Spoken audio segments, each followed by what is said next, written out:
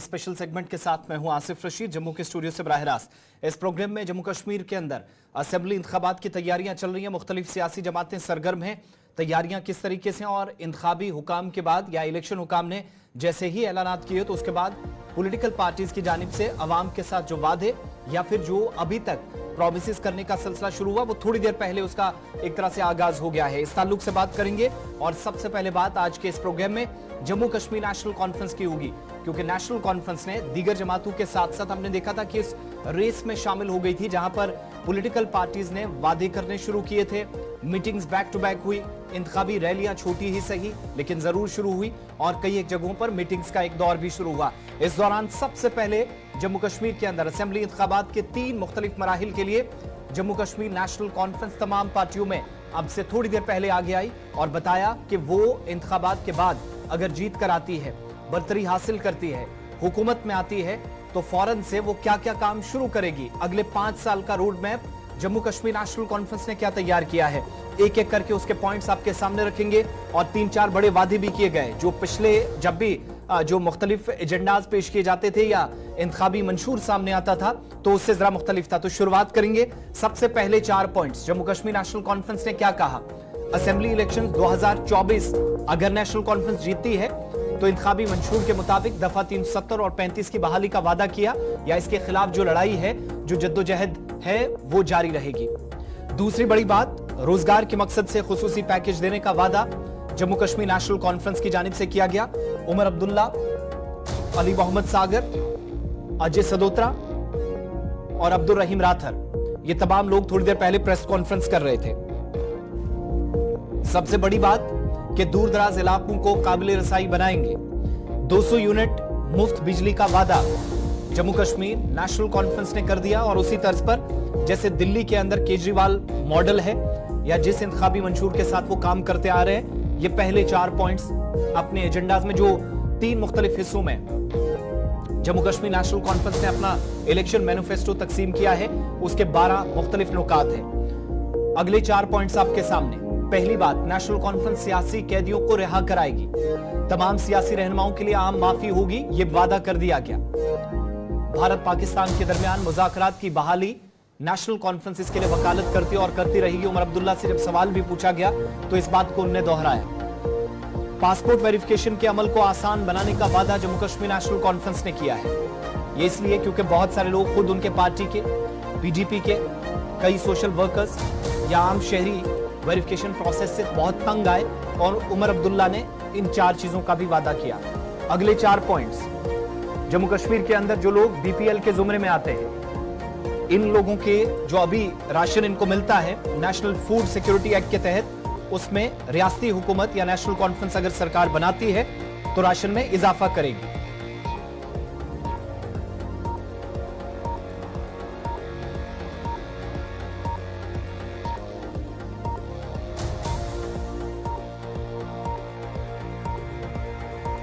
है या वो खवातीन जो जम्मू कश्मीर के अंदर माजूर हैं, बेसहारा हैं, या आप कह लीजिए विडोज जो हैं, उनके लिए जम्मू कश्मीर के अंदर जो 1000 के आसपास पेंशन मिलती है, नेशनल कॉन्फ्रेंस ने वादा किया कि 5000 रुपए तक उनकी जो माहाना पेंशन मिलती है वो कर दी जाएगी।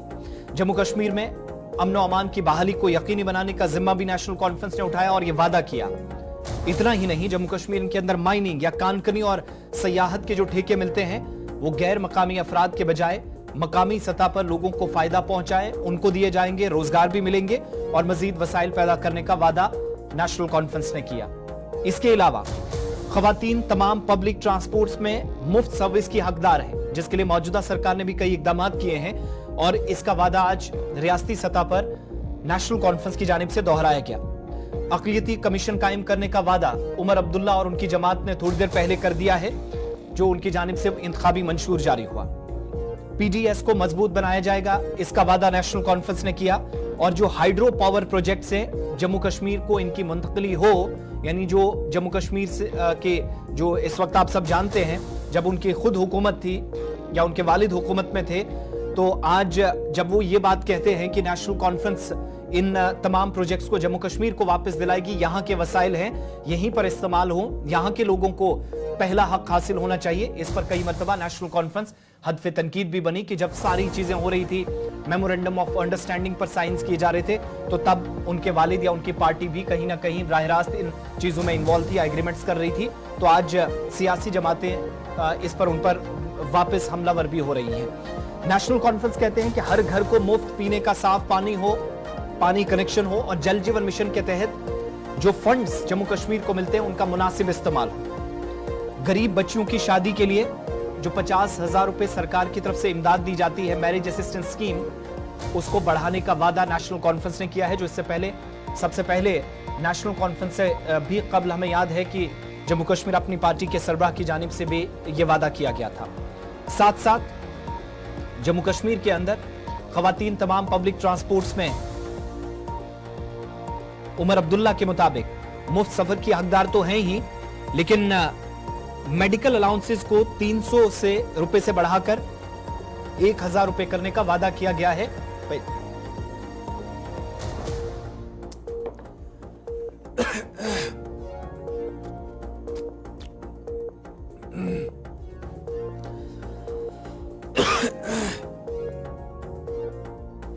कॉन्फ्रेंस ने यूनिवर्सिटी सतह तक मुफ्त तालीम देने का वादा फिर से किया और कहा कि यह शेर कश्मीर शेख मोहम्मद अब्दुल्ला का ख्वाब था। उस ख्वाब को पूरा किया गया था पहले, लेकिन कुछ काम बाकी रह गए थे, और कहा कि दोबारा अगर वो इक्तदार में आते हैं तो यूनिवर्सिटी लेवल तक कम से कम जम्मू कश्मीर के अंदर तमाम लड़कों और लड़कियों को मुफ्त तालीम दी जा सके। इसके वो हकदार हैं। इस बात को नेशनल कॉन्फ्रेंस यकीनी बनाएगी। उमर अब्दुल्ला और पार्टी के दीगर लीडरान जो थोड़ी देर पहले प्रेस कॉन्फ्रेंस कर रहे थे, श्रीनगर के अंदर पार्टी के सरकर्दा रहनुमा शामिल थे। नेशनल कॉन्फ्रेंस ने एक और बात दोहराई है जो उमर अब्दुल्ला के वालिद डॉक्टर फारूक अब्दुल्ला कई मर्तबा कहते रहे कि पाकिस्तान के साथ मुज़ाकराती अमल की बहाली के वो हर बार हिमायती रहे और इस बार फिर से वकालत की है। अब्दुल रहीम राथर, जिनको ये जिम्मेदारी सौंपी गई थी, उनकी सरबराही में मंशूर कमेटी पिछले 4 हफ्तों से काम कर रही थी और आज मंशूर का बिलाखिर ऐलान कर दिया गया। कल पहली फहरिस्त जब वोटर लिस्ट भी सामने आएगी तो हो सकता है कि नेशनल कॉन्फ्रेंस की जानिब से शाम होते होते उम्मीदवारों के नामों का भी ऐलान कर दिया जाए, पहली फहरिस्त सामने आई। लेकिन सबसे बड़ी बात जो हमें और भी नजर आई कि जम्मू कश्मीर के अंदर मनशियात के खिलाफ गुलिस्तान न्यूज की जो कैंपेन आप देख रहे हैं, जिस मुहिम का हमने टेलीविजन नेटवर्क या फिर हमारे सोशल मीडिया प्लेटफॉर्म्स के जरिए शुरुआत की थी, आगाज किया था, उस मुहिम का असर सियासी जमातों के मंशूर में भी देखने को मिला है। नेशनल कॉन्फ्रेंस के सरबराह डॉक्टर फारूक अब्दुल्ला ने हमारे साथ प्रोग्राम सलाम जेके में जो वादा किया था, उस वादे को उन्होंने पूरा किया और इंतखाबी मंशूर का अहम नुकात जो आज शामिल किए गए, उनका एक हिस्सा मंशियात मुखालिफ मुहिम को भी बनाने का वादा किया गया कि आइंदा दिनों में पार्टी सतह पर हर जगह पर जितने भी प्रोग्राम्स होंगे, तकारीब होंगी, सेमिनार्स होंगे, नेशनल कॉन्फ्रेंस जम्मू कश्मीर के अंदर आज के वक्त में तमाम सियासी जमातों के साथ बाकी जो सियासी जमातें इस मुहिम को आगे ले जाने की बात कर रही हैं, नेशनल कॉन्फ्रेंस सबसे पहले इस पॉइंट को तरजीहात में शामिल करेगी। और उमर अब्दुल्ला के मुताबिक ये इसलिए भी जरूरी था क्योंकि दौरे हाजिर में जो आदाद-ओ-शुमार हैं, जिसका खुद अब्दुल रहीम राथर साहब जो उनके बगल में आप राइट साइड बैठे हुए देख रहे हैं, इन्होंने हमारे प्रोग्राम में खुलासा किया था कि साल 2018 की रिपोर्ट के मुताबिक 9 लाख के आसपास नौजवान मनशियात की दलदल में हैं जम्मू कश्मीर के अंदर। ये सारी सूरत हाल इस वक्त यूनियन टेरिटरी के अंदर बनी है, जिसके बाद नेशनल कॉन्फ्रेंस ने पहली मर्तबा हमारी कैंपेन का सीधा या बराह रास्त असर भी नेशनल कॉन्फ्रेंस के इस इंतखाबी मंशूर में नजर आ रहा है। और इस मुहिम को बहुत हद तक आप तमाम लोग जो हमारे साथ जुड़ते हैं, देखते हैं, कामयाब बनाने का जिम्मा तो ले ही रहे, लेकिन सियासी जमातों ने यूनियन टेरिटरी के अंदर अपने मंशूर का हिस्सा पहली मर्तबा बनाने का सिलसिला शुरू किया। यही तवक्को हम पीपल्स डेमोक्रेटिक पार्टी, इंडियन नेशनल कांग्रेस, इसके अलावा बीजेपी और दीगर जो इलाकाई जमातें उनसे भी कर रहे हैं। ये सारे वो पॉइंट्स जो आपके सामने रखे हैं, मुफ्त बिजली की फराहमी को यकीनी बनाने, इसके अलावा हर घर पीने का साफ पानी पहुंचे, इसके लिए बात कही, सनतों के मुतालबात को पूरा करने के लिए बिजली के नरकों में कुछ हद तक मोहलत देने की बात कही गई है। और रियासती सतह पर आप सब जानते हैं एक संगीन मसला इस वक्त बना है, सिर्फ वादी कश्मीर का नहीं, पूरी यूनियन टेरिटरी के अंदर,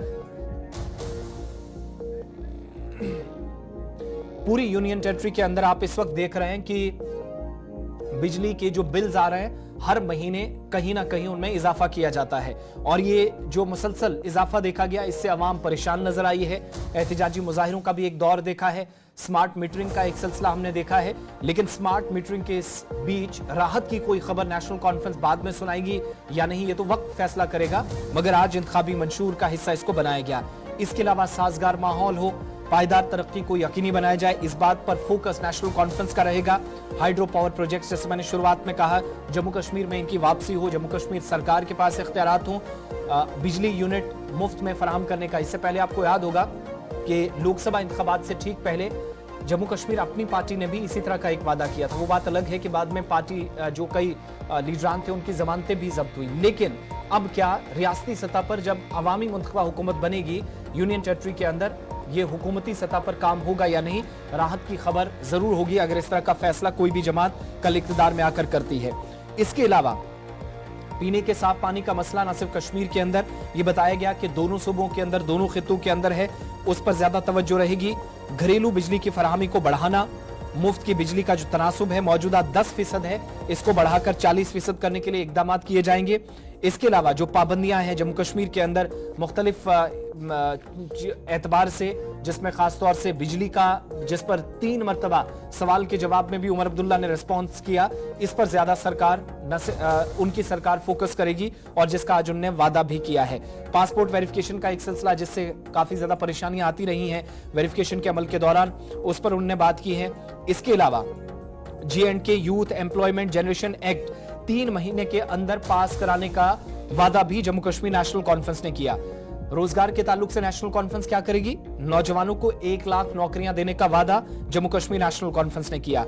खवातीन जिनके लिए मुफ्त ट्रांसपोर्ट हो, इस बात को यकीनी बनाया जाएगा और अक़लीती कमीशन PDS को मजबूत करना, ये तरजीहात में शामिल है। ये तो सारी वो बातें हैं जो थोड़ी देर पहले कही गई हैं, लेकिन अब ये सब चीजें क्यों हो रही हैं? जम्मू कश्मीर नेशनल कॉन्फ्रेंस हो, बाकी सियासी जमातें हो, जरा ग्राफिक्स के जरिए आपको समझाते हैं कि कल पहले मरहले का नोटिफिकेशन भी आएगा और साथ साथ जम्मू कश्मीर के अंदर आप सब जानते हैं कि पहले मरहले से ठीक कब वोटर लिस्टों के हतमी जो लिस्ट है वो भी सामने आ जाएगी।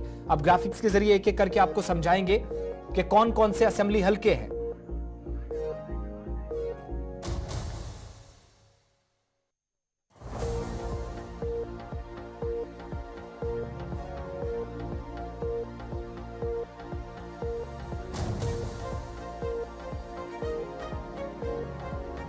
तो जम्मू कश्मीर के अंदर पहले मरहले में क्या होगा, एक एक करके आपको वो भी बताते हैं।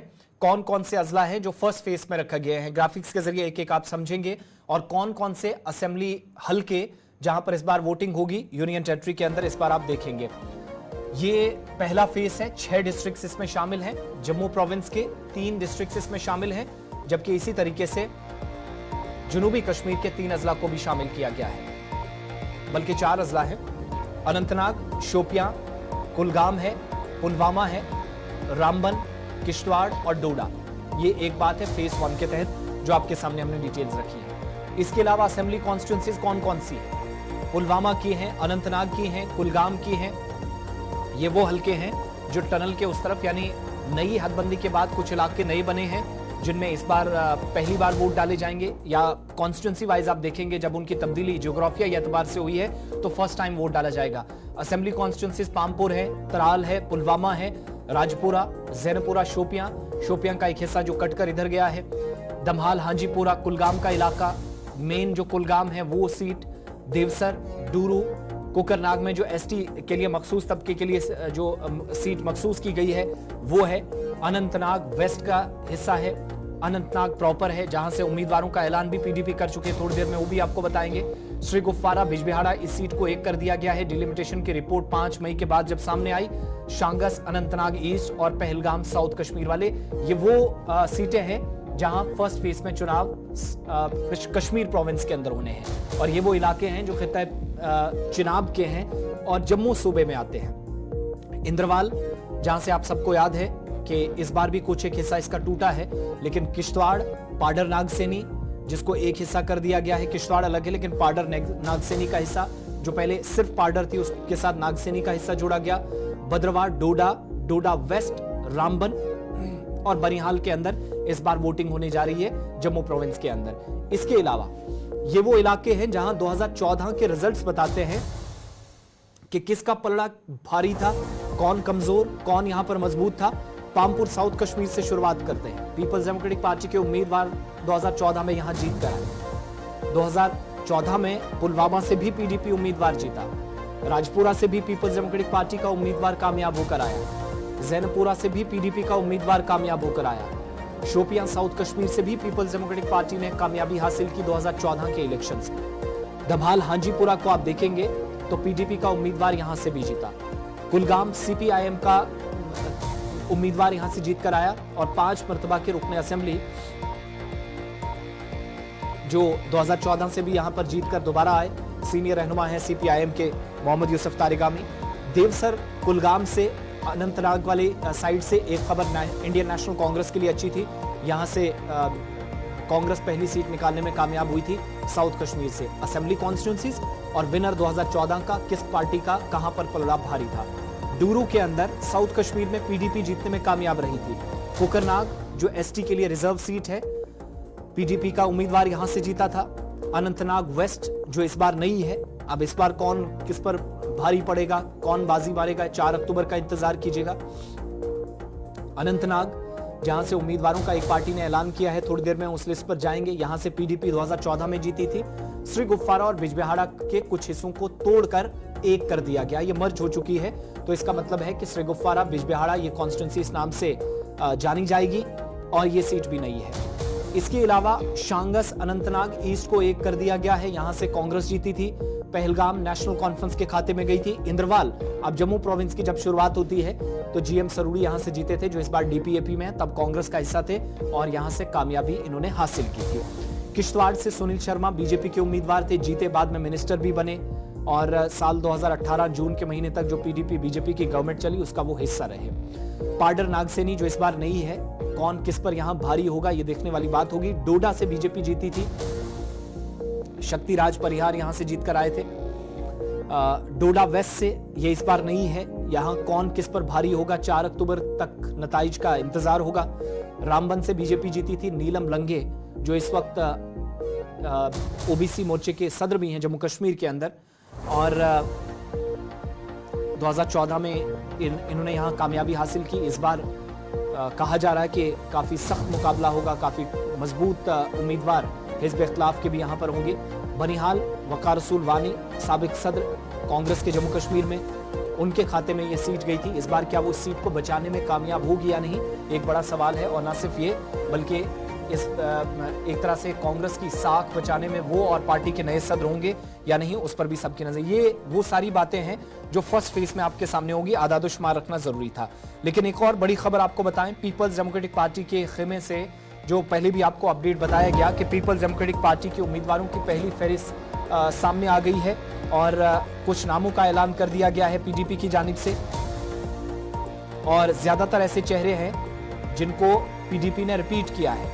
साउथ कश्मीर वाली साइड से कौन सा उम्मीदवार कहां पर होगा, जनूबी कश्मीर के अंदर पार्टी की नुमाइंदगी कौन करेगा, जीत हार दूसरी बात है, लेकिन जिनको मैंडेट देने का ऐलान हुआ है उनमें 3-4 बड़े नाम जो आपके सामने। पहला नाम अब्दुल रहमान वीरी जो अनंतनाग ईस्ट से, जो मैंने थोड़ी देर पहले बताया, यहां रद्दोबदल साल 2022 और 23 में हुआ जब से हदबंदी शुरू हुई थी। और इस पहली फहरिस्त में दूसरा बड़ा नाम है सरताज अहमद मदनी का, देवसर कुलगाम से ये चुनाव लड़ेंगे। डॉक्टर महबूब बेग अनंतनाग साउथ कश्मीर से चुनाव लड़ेंगे। गुलाम नबी लोन हंजुरा साबिक रियासती वजीर, चरार शरीफ बडगाम से इनको जिम्मेदारी दोबारा से सौंपी गई है। ये वो नाम है जो ऑफिशियली अनाउंस कर दिए गए हैं। इल्तिजा मुफ्ती बिजबिहाड़ा अनंतनाग से कामयाब होंगी या नहीं, इनको वो जो रिवायती सीट पीडीपी के पास रही भी है और इस सीट पर सबकी नजरें इसलिए भी है क्योंकि इनके दादा वालिदा इस सीट से एक तवील मुद्दत तक यहाँ अवामी खिदमत में मशगूल रहे और इस बार इल्तिजा मुफ्ती ये उनका डेब्यू भी होगा और एक तरह से उनके सियासी करियर का फैसला बिजबिहाड़ा की आवाम करेगी। 4 अक्टूबर के नताइज बताएंगे कि इल्तिजा मुफ्ती जिस ट्रैक पर निकली हैं वो उनके लिए ठीक है या नहीं, रिजल्ट्स का इंतजार करना होगा। गुलाम मोहिउद्दीन वानी वची अनंतनाग से ये इस बार होंगे, जहां पर एजाज मीर वची जो इससे पहले जीत कर आए थे, कामयाब हुए थे 2014 के इंतखाबात में। इसके अलावा लोकसभा इलेक्शन में श्रीनगर पार्लियामेंट्री कॉन्स्टिट्यूंसी से पीपल्स डेमोक्रेटिक पार्टी के उम्मीदवार रहे और आगा सईदुल्लाह मेहदी से शिकस्त खाने वाले वहीदुर रहमान पर्रा को जनूबी कश्मीर के पुलवामा से मैदान में उतारा गया है। और त्राल वाली सीट से रफीक अहमद नाइक, कुछ दिन पहले आपको याद होगा पीडीपी सरप्रस्त महबूबा मुफ्ती की मौजूदगी में इन्होंने जम्मू कश्मीर के अंदर साउथ कश्मीर वाली साइड से नुमाइंदगी करेंगे, इसका इशारा भी दिया था। और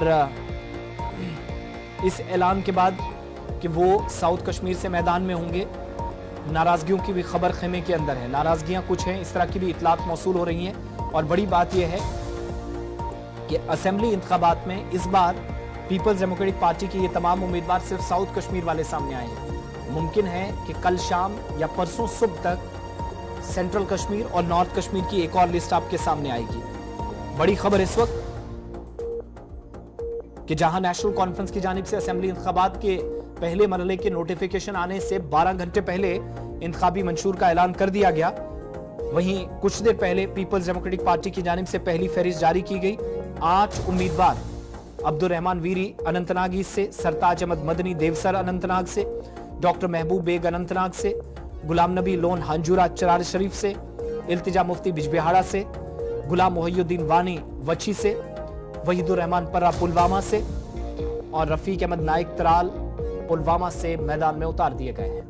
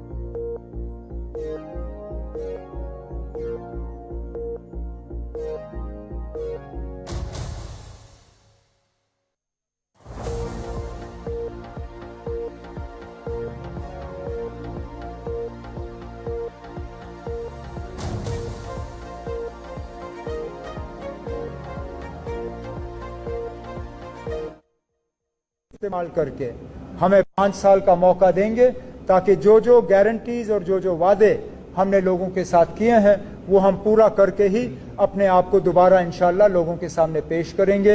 यही शुरू में मैं आपसे कहना चाहता था। अब अगर इसके बाद आपके मंशूर को लेके कोई सवाल हो तो मैं उन सवालों का आपको जवाब देने की कोशिश करूंगा।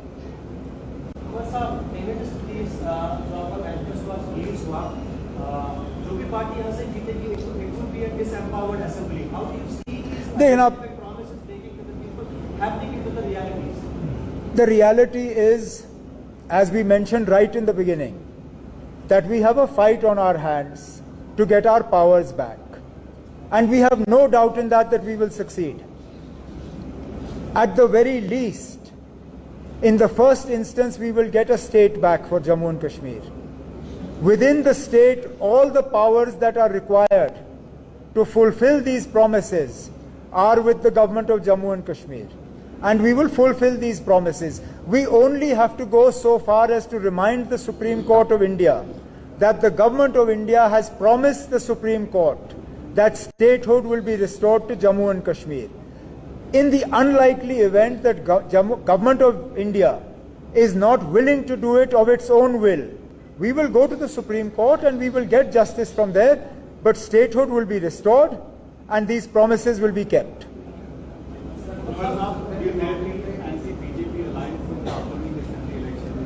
देखिए ना, कांग्रेस के साथ हमारी बात शुरू होने जा रही है। कहां तक हम उसमें कामयाब होंगे मैं अभी कह नहीं सकता हूं, क्योंकि बातचीत अभी शुरू हुई नहीं। बातचीत होने दीजिए, उसके बाद हम देखते हैं हम कहां तक उसको पहुंचा पाएंगे।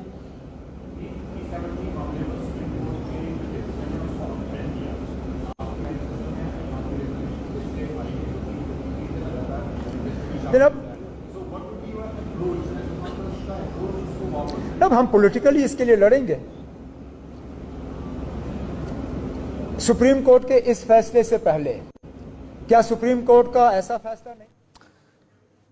तो जहां पर पीडीपी की जानिब से अब से थोड़ी देर पहले पहली फहरिस्त उम्मीदवारों की जारी कर दी गई, वहीं जम्मू कश्मीर नेशनल कॉन्फ्रेंस ने इंतखाबी मंशूर जारी कर दिया है और कल हो सकता है कि दीगर कोई जमात भी इंतखाबी मंशूर और इसके जरिए अवाम के साथ की जाने वाले वादे हम सबके सामने रखे। इसका इंतजार रहेगा। लेकिन गुलिस्तान न्यूज पर इस खास शुमारे में फिलहाल इतना ही। यहां खबरों, तज्जियों और तबसरों का सिलसिला जारी रहेगा। वक्त छोटे से ब्रेक का है।